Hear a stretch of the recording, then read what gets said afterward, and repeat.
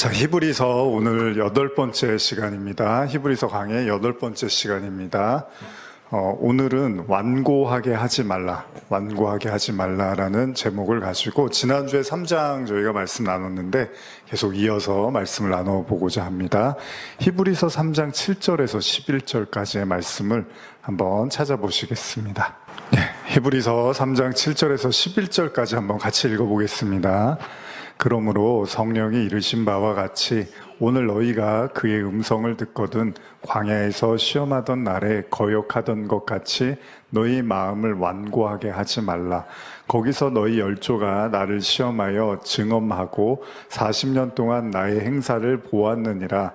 그러므로 내가 이 세대에게 노하여 이르기를 그들이 항상 마음이 미혹되어 내 길을 알지 못하는도다 하였고, 내가 노하여 맹세한 바와 같이 그들은 내 안식에 들어오지 못하리라 하였느니라. 아멘. 자, 우리 지난 시간에 이어서 계속해서 말씀 나누고 있는데요. 3장의 말씀입니다. 지난 시간에 나눴던 내용하고 조금 연결이 돼서 생각해 보실 수도 있는데, 우리 지난 시간에 제가 예화를 들면서 그 모세를 원망했던 미리암과 그리고 아론의 이야기를 잠깐 나누면서 그들이 이제 모세가 이제 에티오피아 여인이었죠. 구스 여인을 아내로 맞아들이는 거에 대해서 그 미리암, 그 누이와 그리고 형이었죠, 아론이 이에 대해서 이제 원망을 하고 불평을 하다가 하나님께 징계를 받는 내용을 좀 나눴었습니다. 그러면서 하나님이 이제 모세를 이렇게 지켜 세워 주셨죠. 그러나 우리가 나눈 본문은 그 모세보다도 위대한 예수 그리스도를 히브리서 기자는 이야기하고 싶었던 거죠. 오늘의 이제 말씀들을 또 계속 이어나가면서 이스라엘 백성들과 관련된, 출애굽과 관련된 내용들이 계속 나타나고 있는데요. 우리는 이제 이미 이스라엘 백성의 광야 40년을 너무 잘 알고 있습니다. 오랫동안 나누었고, 그 이스라엘 백성들의 모습을 이제 우리가 지켜보면서 한 가지 우리가 이제 눈에 띄는 모습이 있다면 바로 그것은 이스라엘 백성들이 광야 생활을 하면서 계속해서 이제 불평하고 원망하는 그런 모습을 우리가 보게 되죠. 하나님께서는 애굽에서 종살이하던 이스라엘 백성의 고통의 부르짖음에 귀를 기울이셨고 모세를 통해서 구출해 주셨습니다. 근데 오늘 읽은 히브리서의 말씀에 보면 이제 이 완고함에 대한 이야기를 하는데, 제가 현대어로 한 번 더 읽어드릴게요. 3장 7절에서 11절 한 번 더 읽어드릴게요. 그리스도께서는 이렇게 뛰어난 분이시기에 성령께서도 다음과 같이 말씀하셨습니다. 오늘 주께서 하시는 말씀을 들어보아라. 무리바에서 너희 선조가 그랬던 것처럼 그렇게 고집을 부리지 말아라. 너희 선조가 마사에서 그랬던 것처럼 그렇게 고집을 부리지 말아라. 너희 선조는 거기서 내가 어쩌나 보려고 시험하였다. 저희 위에 내가 한 일을 똑똑히 보았는데도 한번 떠보려 하였다. 40년 동안 나는 그 백성들에게 넌더리가 나서 어쩌면 저리도 마음이 떠나 있을까. 저들은 내 도를 들어보려고도 하지 않는구나 하고 말하였다. 나 무척 화가 나 맹세하였다. 그 땅에 편히 쉬라고 너희에게 허락한 그 땅에 너희는 결단코 들어가지 못하리라. 현대어 성경을 읽으니까 조금 더 이제 무게감이 있죠. 이 완고함을 이제 현대어 성경이 번역을 하고 있는데 아주 지독할 정도로, 그러니까 하나님이 정말 분노하실 정도로 완고했다라는 그런 느낌으로 이제 우리가 볼 수가 있습니다. 오늘 이 본문은요, 그동안 읽었던 히브리서의 내용에 비해서 굉장히 이제 단호하고 무겁습니다. 그동안은 예수님의 위대함이라든지 천사보다 낫고 예수 그리스도 하나님의 본체이시고 이런 이야기들이 주류를 이뤘다면, 오늘의 말씀은 완고함에 대해서 굉장히 좀 집중적으로 다루고 있고, 아래에서도 이제 앞으로 읽은 본문에서도 또다시 동일한 표현을 쓰면서 연거푸 우리의 마음의 강팍함을 강조하고 있습니다. 자, 완고하다. 자, 우리가 이제 완고하다 하면 여러분들 어떤 생각이 드십니까? 보편적으로 우리가 이제 완고하다 그러면 고집이 세다라고 이렇게 이해를 하거든요. 혹은요, 다른 사람들의 말을 듣지 않는 경우를 또 완고하다라고 할 수 있습니다. 그러니까 성경은요, 이스라엘 백성의 광야 생활을 말하면서 그들의 가장 큰 문제가 하나 있었는데 그게 뭐냐면 마음이 너무 완고했다는 거예요. 강팍했다는 거죠. 마음이 단단했다는 겁니다. 이 내용들 종합적으로 생각해 볼 때 우리가 이제 이런 내용들이 왜 나왔는지, 그리고 출애굽 당시의 사건들을 보면서 왜 이들이 완고했는지를 보여주고 있는지를 이제 잘 드러내는 두 가지 정도의 사건을 제가 이제 예로 들어서 나눌 거고, 또 히브리서 지금 본문에도 그런 내용들을 중심으로 쓰고 있는 겁니다. 그래서 그 사건들을 중심으로 여러분과 오늘은 좀 나눠보려고 하는데, 출애굽기 17장 1절에서 4절인데요. 한번 좀 찾아보실까요? 잠깐. 출애굽기 17장 1절에서 4절 한번 읽어보겠습니다. 이스라엘 자손의 온 회중이 여호와의 명령대로 신 광야에서 떠나 그 노정대로 행하여 르비딤의 장막을 쳤으나 백성이 마실 물이 없는지라. 백성이 모세와 다투어 이르되 우리에게 물을 주어 마시게 하라. 모세가 그들에게 이르되 너희가 어찌하여 나와 다투느냐? 너희가 어찌하여 여호와를 시험하느냐? 거기서 백성이 목이 말라 물을 찾음에 그들이 모세에게 대하여 원망하여 이르되 당신이 어찌하여 우리를 애굽에서 인도해 내어서 우리와 우리 자녀와 우리 가축이 목말라 죽게 하느냐? 모세가 여호와께 부르짖어 이르되 내가 이 백성에게 어떻게 하리이까? 그들이 조금 있으면 내게 돌을 던지겠나이다. 여러분들이 잘 아시는 본문입니다. 그죠? 광야 생활을 하던 이스라엘 백성들이 이제 물이 없어서 생긴 사건이죠. 화가 나기 시작합니다. 그리고 이스라엘 백성들이 지도자 모세를 원망하게 되는 거죠. 근데 본문을 보면 그냥 원망한 정도가 아니라 모세가 뭐라고 합니까? 내가 돌에 만져서 죽게 될지도 모른다라는 그 정도로 이제 험악한 상황이 된 거예요. 그러니까 이거는 단순히 원망의 차원이 아니라 이제 더 이상은 내가 모세를 믿을 수가 없고 나아가서 그 모세를 이끄시는 하나님에 대해서도 더 이상 못 믿겠다는 거예요. 불신하는 표현을 하고 있다는 거죠.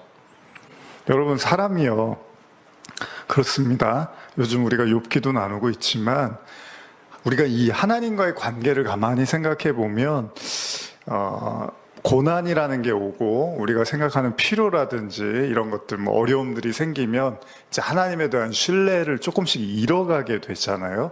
그래서 광야에서의 이스라엘 백성들의 모습을 가만히 보셔도 보면은 이제 지금 물이 떨어져서 마실 물이 없으니까 이제 하나님을 막 원망을 하는데 지금 원망하는 모습이 모세를 잡아다 죽일 정도로 분노하고 있다는 거죠. 그러니까 이런 모습들을 이제 하나님이 지켜보고 계시는 거죠. 성경은 결국은 하나님께서 모세를 통해서 반석을 치게 하시고 백성들로 하여금 이제 물을 내게 해서 마시게 하십니다. 근데 문제는 뭐냐면 이제 이 사건에 대해서 성경이 뭐라고 하느냐 하면 출애굽기 17장 7절인데요. 그거 한번 같이 읽어볼까요? 출애굽기 17장 7절입니다. 그가 그곳 이름을 마사 또는 무리바라 불렀으니 이는 이스라엘 자손이 다투었으며 또는 그들이 여호와를 시험하여 이르기를 여호와께서 우리 중에 계신가 안 계신가 하였음이더라. 예전에도 자주 나눴던 말씀이죠. 이 무리바다라는 뜻이 뭐냐면 다투다라는 거거든요. 싸우다, 논쟁하다 이런 뜻을 갖고 있는데 결국 이 사건을 이제 상징적으로 보여주는 겁니다. 그 말을 하나를 꼽는다면 무리바인데 그러면서 뭐라고 하냐? 이스라엘 백성이 여호와께서 도대체 우리 중에 계신가 안 계신가라는 생각을 했다는 거예요.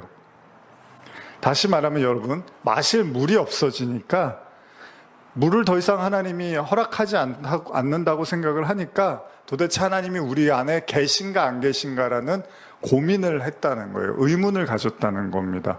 근데 여러분, 당연한 거 그럴 수 있습니다. 그죠? 우리도 그런 생각할 수 있어요. 오늘같이 날씨가 엄청 덥잖아요. 지금 뭐 어제 39도 찍고 오늘도 거의 그에 준하는 날씨였는데 제가 이런 날 막 걸으면서 갑자기 물이 없어요. 물을 마셔야 돼요. 그럼 어떻게 해요? 물을 못 마시면 죽을 수도 있는 거잖아요. 그러니까 이거는 단순하게 그냥 물이 없네 이 정도가 아니라 생존의 문제가 될 수도 있는 겁니다. 그렇다면 하나님께서 굳이 백성들에게 혼을 내거나 화를 내시면 안 되는 거예요. 이걸 가지고 뭐 강팍하다, 마음이 완고하다, 고집이 세다 이런 얘기를 하시면 안 돼요. 왜냐면 죽을 뻔했는데 물을 못 마시면 위험하니까. 근데도 성경이 뭐라 그러냐면 히브리서가 그렇게 말을 해요. 이스라엘 백성들이 완고하다라는 거예요. 완고하다. 비단 이 사건만 이제 그런 건 아니잖아요. 뭐 하나님이 한 번 그런 거 가지고서 완고하다고 한 게 아니라 출애굽기 내내 그리고 구약 내내 하나님이 이스라엘 백성들에게 목이 곧고 마음이 굳고 완고하다 이런 표현들이 아주 자주 등장을 한단 말이죠.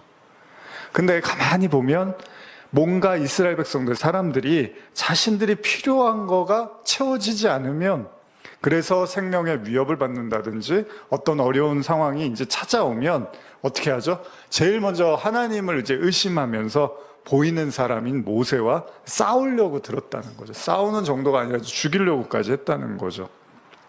자, 어쨌든 요 사건이 하나 있고, 또 다음 본문은 우리가 잘 아는 이제 홍해 사건. 요건 제가 한번 이제 이 홍해 사건에서도 이미 여러분들이 아시는 것처럼 굉장히 이스라엘 백성들이 하나님을 원망하는 장면이 나옵니다. 자, 10가지 재앙을 통해서 애굽을 빠져나왔단 말이에요. 그런데 하나님이 그 다음에 뭐라고 하시냐면 홍해에다가 장막을 치라 그래요. 이스라엘 백성 홍해로 나와서 장막을 치라고 해요. 문제는 뭐죠? 장막을 칠 때까지는 뭐 큰 문제가 없었습니다. 하나님이 10가지 재앙으로 여기까지 인도하셨으니까 뭐 앞으로도 인도하겠지라고 생각을 했는데, 조금 있다가 애굽의 군사들이 막 쫓아오기 시작을 하는 거예요. 여기에 이제 이스라엘 백성들이 아주 기겁을 합니다. 놀랍니다. 그러면서 소리를 치는데, 이건 제가 읽어드릴게요. 출애굽기 14장 10절에서 12절인데, 바로가 가까이 올 때 이스라엘 자손이 눈을 들어 본즉 애굽 사람들이 자기들 뒤에 이른지라. 이스라엘 자손이 심히 두려워하여 여호와께 부르짖고, 그들이 또 모세에게 이르되 애굽에 매장지가 없어서 당신이 우리를 이끌어내어 이 광야에서 죽게 하느냐.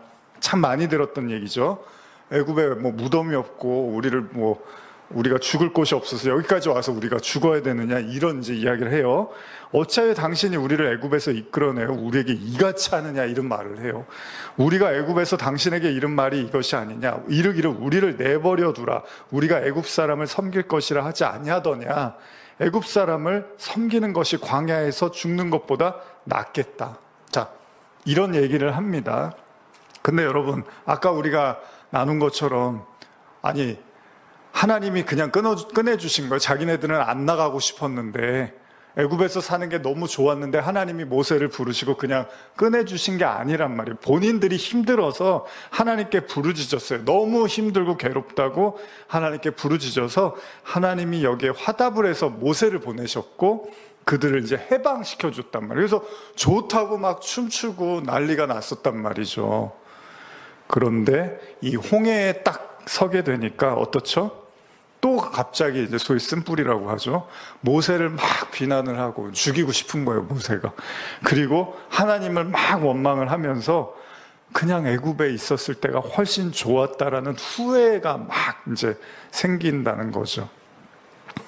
그러면서 비겁한 이야기도 서슴지를 않습니다. 현대어로 한 번 더 제가 출애굽기 14장 12절 읽어드리면, 우리가 애당초 애굽에 있을 때 우리를 부추기지 말고 그냥 내버려 두라 말하지 않았소.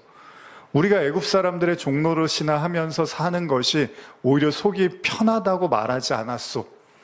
이것 보시오. 우리는 지금이라도 이곳 광야에서 죽는 이보다 애굽 사람들을 상전으로 모시고 사는 게 더 낫겠소. 이제 이런 말을 해요. 자존심도 없는 거예요.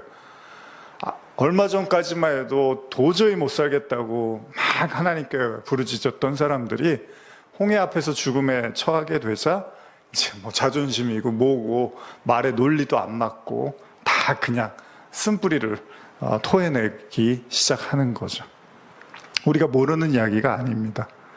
우리가 출애굽기 나누면서 거의 주된 내용이 뭐냐면 원망, 후회, 그리고 옛길로 돌아가고 싶다, 이거예요. 제가 이렇게 축약을 해보면 원망하는 거고 후회하는 거고 옛날로 돌아가고 싶다, 이런 마음들이 계속 드러나게 된다는 거죠. 자, 그럼 우리는 어떻죠? 물론 그런 생각을 할 수 있습니다. 누구나 다 그렇지 않습니까, 여러분? 어려움이 찾아오고요, 심지어 여러분 목숨의 위협이 오면 그렇지 않습니까? 충분히 그럴 수 있습니다. 저와 여러분들도 크게 다르지 않을 거예요. 그러면 하나님이 이 사실을 모르실까요? 잘 아시겠죠? 하나님이 인간의 나약함을 알고 인간의 그 갈대와 같이 흔들리는 마음도 잘 알고 조금만 필요가 없어지면은 막 그냥 이렇게 원망하고 투정 부리는 것도 너무 잘 안단 말이에요. 그럼 하나님께서 우리를 나무라시고 그런 인간을 나무라시고 벌하시고 심판하실 이유가 있냐는 거예요. 아니 그렇게 인간을 잘 아는데 뭘 그걸 강팍하다고 하고 뭘 원망한다 그러고 심지어는 나중에는 히브리서 끝에 보면 안식에 못 들어올 거라는 얘기까지 한단 말이에요. 이게 지금 말씀이면 밑으로 내려갈수록 더 무거워집니다. 여러분 만약에 제가 예전에 가끔 드는 예인데 아기가 있어요. 아기가 있는데 걷지도 못하는 아기라고 하면 그 아기한테 어느 날 앉혀놓고 뭐 말도 못 알아듣는 아이인데 너 왜 대소변을 못 가려? 가서 변기에 가서 너 왜 그래 도대체? 소변 볼 때 대변 볼 때 화장실 가란 말이야. 왜 기저귀에다가 너 이렇게 말을 한다거나 밥을 먹는데 애가 밥을 어떻게 먹어요? 근데 그걸 앉혀놓고 야 숟가락하고 젓가락 줄 테니까 네가 네 밥 또 먹어야지. 그렇게 혼을 내면 이거는 어떻죠? 단순한 훈계가 아니라 그건 거의 학대가 될 수 있습니다. 그렇죠? 못하는데 능력이 없는데 아기인데 왜 화장실에 가서 대소변 못 가리냐 그러고 왜 밥 못 먹냐 그러면 그건 학대가 되는 거잖아요. 왜 그렇죠? 아직 그럴 수 있는 능력이 안 됐기 때문인 거잖아요. 근데 언제 얘기가 달라집니까? 아기가 자랐어요. 이제 걸어요. 말도 하고 움직일 수 있어요. 그리고 10대가 되고 청소년이 되면은 그때까지도 그러면 안 되는 거죠. 그때는 어떻게 해야 되죠? 혼을 내서라도 밥을 먹고 화장실에 가고 이걸 당연히 해야 되는 거잖아요. 일상생활을 하려면. 하나님께서 이스라엘 백성을 보면서 여러분 자꾸 강팍하다고 그러잖아요. 심지어는 다시 애굽으로 돌아가고 싶다고 이런 얘기를 들을 때 하나님 뭐라고 하시냐면 너희는 패역하다 완고하다 무척 화가 나셨다 이런 표현이 나오고 있어요. 그건 다른 의미에서 무작정적인 하나님의 기대에 못 미쳐서 화를 내시는 게 아니라 하나님이 화를 내면 안 되죠. 만약에 우리가 그런 능력이 없는데 계속해서 우리가 그런 완고함과 패역함을 보여주면 그게 안 되는데요 주님 그러면 되는데 하나님이 화를 내셨다는 건 뭐예요? 내가 아이한테 가르쳤는데 계속 그거를 못하면 어떻게 하죠? 혼을 내잖아요. 매를 들기도 하잖아요. 그게 뭐냐면 하나님이 충분히 보여줬다는 거예요. 교육을 시켰다는 거예요. 가르쳐 줬는데도 불구하고 그걸 깨닫지 못하고 행하지 않고 여전히 그들의 마음이 완고했다라는 겁니다. 그래서 하나님이 그들에게 채찍을 드시고 말씀을 하시더라는 거죠. 그러니까 우리가 무조건 그런 능력이 안 되니까 그런 거 아니에요. 근데 그렇지 않아요. 히브리서는 지금 그렇게 얘기하고 하는 게 아니라 인간의 마음이 완고했다는 거죠. 여러분 예수님이 오셨을 때 예수님 당시에 어떻죠? 바리새인 율법주의자들 그리고 당시에 많은 종교 지도자들이 예수님을 계속 훈계하려고 그랬어요. 가르치려고 들었단 말이에요. 예수님이 누구 가르침을 받아야 될 사람이 아니었던 거잖아요. 하나님의 아들인데. 근데 그들이 계속 예수님을 가르치다가 안 되니까 어떻게 하죠? 십자가에 매달려 이제 죽게 했잖아요. 이걸 완고하다는 거예요. 이걸 그냥 원래 인간은 연약하고 악해서 못 알아들으니까 그런 거예요. 그렇게만 볼 문제가 아니라는 겁니다. 이스라엘 백성들이요 이토록 수시로 원망하고 흔들리고 믿지 못한다는 사실은요 단순히 인간의 연약함을 넘어서 그 차원을 넘어서서 그 내면에 있는 이제 이게 죄성이라는 거잖아요. 고집과 강팍한 마음에 대한 이야기를 하고 있는 거죠. 이게 죄잖아요. 이게 강팍함인 거잖아요. 성경은 이걸 이제 죄라고 말을 하는 거잖아요. 그러니까 죄가 뭐냐라고 했을 때 아주 쉽잖아요. 여러분 에덴 동산에서 하나님이 먹지 말라 한 선악과를 먹었잖아요. 그걸 우리가 죄라고 하는 거잖아요. 근데 물론 먹을 수밖에 없는 연약함이 있었지만 그러면 먹었어요. 그러면 어쨌든 죄가 발각이 됐으면 이제 받아들이고 인정하고 어떻게 하죠? 하마르티아. 그러니까 그 죄를 이제 돌리면 되는 거예요. 하나님 앞에서 이제 이렇게 마음을 돌리면 되는 거잖아요. 놀라운 사실이 뭐냐 하면 홍해 사건의 경우에 자 보세요. 거대한 바다가 있어요. 그러면서 하나님이 이제 그 홍해에 있으라고 했는데 좀 있다가 이스라엘 백성들이 애굽의 군사들이 막 자신을 뒤쫓아요. 그러니까 뭐라고 해요? 제일 먼저 튀어나온 얘기가 차라리 애굽에서 죽는 게 낫다 이런 말을 해요. 근데 자존심이 있지 사람이 애굽이 그렇게 싫어서 나왔으면 그래, 그럼 여기서 죽지. 우리는 10가지 재앙 하나님의 그 약속과 언약을 봤어. 아, 내가 이걸 봤으니까 죽어도 이제 여한이 없다. 이러면 좋을 텐데 그게 아니라 그냥 종살이해도 좋으니까 거기가 좋다는 거예요. 뭐 그런 얘기죠. 개똥밭에 굴러도 이승이 좋다. 아, 근데 여러분과 저는 하나님을 믿는 사람들이고 우리가 영원한 하나님 나라를 바라보는 사람들이라면 이제 하나님께서 우리를 만약에 이제 때가 돼서 부르셨어요. 그런데 만약에 천사들이 찾아왔어. 이제 데리고 가려고. 근데 난 천국 몰라요. 나 안 믿어. 몰라. 나 그냥 개똥밭이 줘. 나 여기가 줘. 이러면 안 되잖아요. 물론 우리가 살아있는 동안은 여기서 열심히 살아야 됩니다. 그러나 이제 정말 하나님이 때가 돼서 부르셨으면 그러면 그렇죠. 드디어 그 영원한 나라를 내가 이제 갈 수 있겠네요. 이게 맞는 거잖아요. 근데 이스라엘 백성들이 지금 그 자신들의 히브리인의 하나님 여호와 하나님의 모든 이적과 기적과 능력과 돌보심을 다 경험하고도 막상 죽음의 위협이 오니까 그냥 애굽의 바로의 종살이 하면서 살다가 죽고 싶다고 이렇게 얘기를 하는 거죠. 근데 중요한 사실이 뭡니까? 이 홍해에다가 장막을 치라고 한 분이 하나님이었어요. 또 한 가지, 이 모든 원망을 지금 이제 모세가 다 듣습니다. 모세 때문에 마치 이 모든 일이 일어난 것처럼 거의 사기꾼처럼 모세를 생각을 합니다. 근데 모세가 좀 안 됐어요. 시켜서 한 건데, 하나님이 말씀하셔서 홍해로 오라고 해서 홍해로 데리고 온 건데 이제 살해 위협까지 받아야 되는 신세가 됩니다.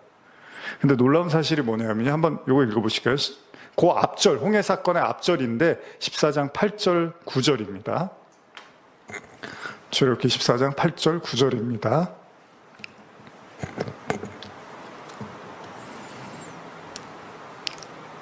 시작. 여호와께서 애굽 왕 바로의 마음을 완악하게 하셨으므로 그가 이스라엘 자손의 뒤를 따르니 이스라엘 자손이 담대히 나갔습니다. 애굽 사람들과 바로의 말들, 병거들과 그 마병과 군대가 그들의 뒤를 따라 바알스본 맞은편 비하히롯 곁 해변 그들의 장막 친 데에 미치니라. 자, 뭐라고 성경에 써 있습니까? 하나님께서 홍해에 있는 이스라엘 백성을 뒤쫓게 하는 애굽 왕 바로의 마음을 완악하게 하셨다고 하죠. 그러니까 물론 이건요, 없던 마음을 줬다라기보다는 원래 바로가 완악했는데 그걸 굳이 하나님이 멈추지 않고 허용하셨다는 겁니다. 그러니까 뭐예요? 이 상황은 다 하나님이 허용하신 상황이었다는 거예요. 자, 이런 데서 여러분과 제가 영적인 눈을 좀 뜬다는 건 이제 이런 걸 볼 줄 알아야 되는 겁니다. 눈앞에는 홍해가 있고 뒤에는 애굽의 병사가 있습니다. 이스라엘 백성은 온통 두려움에 빠져 있습니다. 이제 남은 건 그냥 죽었다고 생각하는 거예요. 마음속에 있었던 불신앙이 막 터져 나오잖아요. 애굽이 좋았다. 왜 우리가 애굽을 탈취를 해서 이 지경이 됐느냐. 이런 소리를 하는데 바로 이스라엘 백성의 마음이 여전히 어떻죠? 믿음보다는 강팍해 있다는 것을 여실하게 보여주고 있습니다. 그런데 오해하지 말아야 될 게 있습니다. 이전에도 제가 말씀드렸지만 여러분, 기적을 많이 봤다고 사람이 절대 깊어지지 않는다는 거예요. 신앙심이. 제가 이 부분 설교할 때 강조하면서 말씀드리는데요, 10가지 재앙을 통해서 완벽한 기적을 경험한 이스라엘 백성들입니다. 그런데 지금 어떻죠? 그 기적이 아무런 효과가 없다라는 거예요. 아니, 그렇게 10가지 재앙을 다 봤으면 얼마나 대단합니까? 그러면 또 기적이 일어나겠지 이렇게 믿으면 되잖아요. 우리가 홍해 앞에서 죽을 수도 있는데 하나님이 놀라운 기적을 행하셔서 우리 살려낼 거야 이렇게 믿으면 되잖아요. 하나도 못 믿는 거예요. 하나도. 그러니까 너무 기적에 몰입하고 뭔가 기적을 바라는 신앙이 결코 바람직하지 않다는 거예요. 실제로 예수님도 그렇게 말씀을 하셨고요. 다시 말하면 기적이 멈추면요, 그들도 하나님을 더 이상 신뢰하지를 못하더라는 겁니다. 이건 앞선 무리바 사건에서도 그렇고요. 우리가 잘 아는 앞으로 나눌 이제 또 한 가지 말씀이 있는데, 가나안을 목전에 두고 이스라엘 백성들이 그 정탐꾼을 보낸 다음에 그 정탐꾼들의 비관적인 이야기를 듣고 거기서 대성통곡을 하는 장면이 나오죠. 여기서 이제 하나님이 격분을 하십니다. 그걸 이제 우리가 계속해서 나눌 텐데, 착각하지 말아야 되는 대목이 있다는 거예요. 오늘날도 끝없이 기적을 찾아다니면서 또 신앙의 결과물을 기적이라고 생각하는 사람들이 있습니다. 물론 우리 삶에 그런 기적이 있으면 좋기는 합니다. 필요하다는 사실도 부인할 수는 없습니다. 그러나 분명한 사실은 그런 기적이 우리의 신앙을 꼭 발전시키는 것은 아니라는 거예요. 아까 말씀드린 것처럼 하나님께서 홍해 앞에 이스라엘 백성들을 서게 하셨고 바로가 쫓아오는 것도 허용을 하셨다는 거예요. 이런 상황을 우리가 보면 여러분과 제가 영적으로 정말 눈을 떠서 생각하면 이게 무슨 의도입니까? 시험이면 시험인 거잖아요. 근데 어떤 시험이요? 우리를 궁지로 몰고 가서 우리를 죽이려는 시험이 아니잖아요. 하나님이 욥을 죽이려고 시험하신 게 아니잖아요. 무슨 시험입니까? 뭐 요새 칼융이 말하는데 그림자에 대한 얘기, 빛과 그림자 이런 얘기 하는데 인간 내부에 있는 어두움에 대한 이야기를 한단 말이죠. 결국은 이스라엘 백성들이 그럴듯한 믿음을 갖는 것 같았는데 보니까 전혀 믿음이 없더라는 거잖아요. 그래서 막 또 비난하고 원망하고 그들의 내면의 어둠을 막 쏟아내는 거죠. 그 얘기는 뭐예요? 그걸 하나님이 모르고 계셨을까요? 그것도 알고 계셨겠죠. 그러니까 저와 여러분들의 중심을 주님이 보시니까 이스라엘 백성들도 겉보기에는 자신들이 이제 뭔가 하나님이 도와주시니까 잘 믿는다고 생각했겠지만 실제로 이런 상황이 딱 닥치니까 그냥 정신을 못 차리는 거잖아요. 여러분, 그래서 기적에 의존하는 신앙은요, 그 기적이 멈춰지면 동시에 하나님에 대한 신뢰도 멈출 수 있다는 거예요. 여러분, 만약에 여러분들이 누군가를 사랑해서 결혼한다고 생각을 해보시면, 자, 그가 건강하고 직업도 좋아요. 그리고 나한테도 잘해줘. 이렇다 할 흠이 없어서 결혼을 했어요. 근데 갑자기 그가 건강이 나빠지기 시작해. 실직을 했어요. 그러다 보니까 의기소침해져서 나한테도 옛날 같지가 않아. 잘해주지 않아. 자, 그러면 내가 이 사람하고 더 살아야 되나? 이런 생각을 할 수 있을 수도 있잖아요. 물론 사람마다 생각의 차이는 있겠지만 우리가 사랑의 관점으로 놓고 보면 어떻죠? 누구를 사랑한다는 건 뭐죠? 그 사람 자체에 대한 사랑과 신뢰잖아요. 그러니까 이런저런 상황들은 계속 변할 수가 있는 거잖아요. 근데 그가 여전히 나에 대한 마음이 변치 않는 한 우리는 지속적으로 그 사랑을 유지하려고 하고 그걸 우리가 사랑이라고 하잖아요. 여보, 내가 뭐 직장이 없어도, 내가 돈이 없어도, 내가 건강이 나빠져도 나 사랑할 수 있어? 그렇게 이야기를 하잖아요, 우리가. 그걸 우리가 사랑이라고 하잖아요. 어쩌면 이스라엘 백성들의 그 완고함이라는 게요, 그들의 신앙생활 내내 하나님에 대한 신앙에 초점이 맞춰지지 못하고 자신들의 안위와 행복에 그 초점이 맞춰짐에서 비롯됐을 수도 있다는 거예요. 무슨 말이냐면 욥기 이야기처럼요. 자, 욥이 하루아침에 이제 고난이 와서 어려움에 처합니다. 근데 38장에 하나님이 나타나서 뭐라 그러죠? 위로는 한마디도 없습니다. 갑자기 창조 섭리를 이야기하고 이제 오늘 제가 39장을 또 이렇게 묵상하다가 준비하고 이러고 나왔는데 39장에서 갑자기 짐승 얘기를 막 하세요. 어쨌든 욥이 들었을 때는 뭔가 자신하고 전혀 맞지 않는 얘기를 늘어놓는 거예요.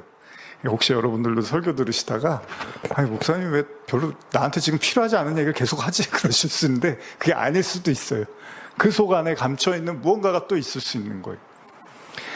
어쨌든 이런 모습이요, 하나님이 그러면 욥을 사랑하지 않는다는 얘기일까? 욥을 무시해서 나타나서 막 쏟아내는 이야기일까? 욥기 38장 이후의 이야기가 욥을 무시하는 이야기인가? 저와 여러분들의 신앙을 무시해서 하나님이 딴소리를 하시는 건가? 수준이 안 맞는구나. 너는 그렇게밖에 못하니? 너는 그렇게밖에 생각을 못해? 꼭 그런 것인가? 욥이 고통받았다는 사실이요. 자, 여러분 생각해 보세요. 욥이 고난 속에 있었는데 그게 하나님이 욥을 사랑하지 않으셨다는 이유가 될 수 있을까요? 우리가 고난받으면 제가 새로운 시각을 좀 드리고 싶어요. 이번 욥기 나누면서 우리가 고난받는다는 사실이 하나님이 우리를 사랑하지 않는다는 것일까? 우리가 최소한요, 다른 부분에서는 몰라도 욥기를 가지고는 말할 수 있어요. 욥이 고통받았다고 해서 하나님이 욥을 사랑하지 않은 것이 아니라는 건 이제 우리가 알잖아요. 그럼 최소한 저와 여러분들은 고통받는 것이 하나님이 사랑하지 않아서가 아니다라는 거는 우리가 말할 수가 있다는 거죠.